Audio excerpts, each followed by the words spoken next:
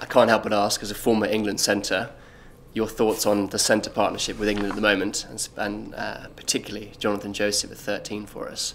What do you make of him as a player and our centre partnerships at the moment? Yeah, it was interesting. I was reminded that when Josh Lucy came into the England team in 2003, he came against Italy, and within 2 games he looked like he'd been there a very long time, and that was a very established and settled team. I think with Jonathan Joseph, a lot of people have been clamouring to get him in, and he's had a fantastic season down at Bath, and he just looks like he belongs there.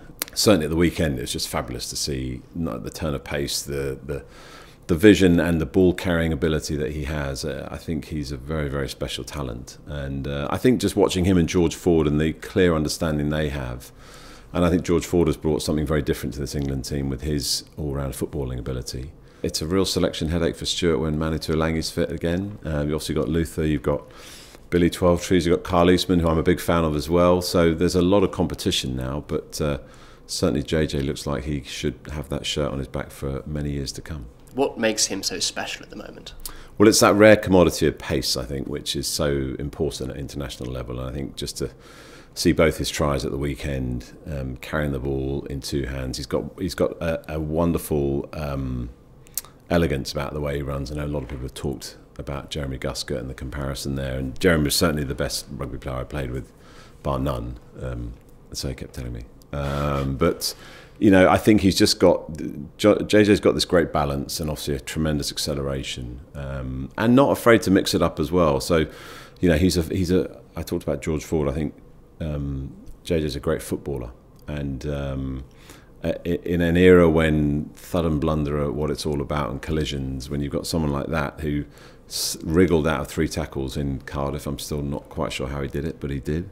And then obviously scorched away for 2 tries at the weekend at Twickenham. I think, you know, it's a bit of a throwback to the olden days of the guile, you know, and the rapier. And I think he does that very, very well for England, and just creates a different focus in terms of that midfield. And it works well with Luther and George, as I mentioned. So next week, how do Ireland stop Jonathan Joseph?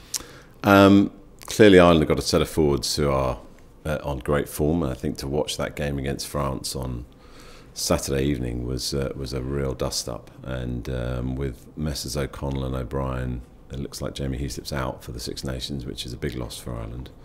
But I think if they can slow that ball down and strangle the quality of possession England get, then it's hard to get Mr Joseph and his colleagues into the sort of space that they need to operate in. I'm predicting a much, much tighter game over in Dublin. But I'm sort of reminded of last year's game when Mike Brown and Rob Kearney were the 2 outstanding players on the field, and I think we've seen a real renaissance of the sort of full-back and the back 3 and how they operate. And I'm really looking forward to seeing.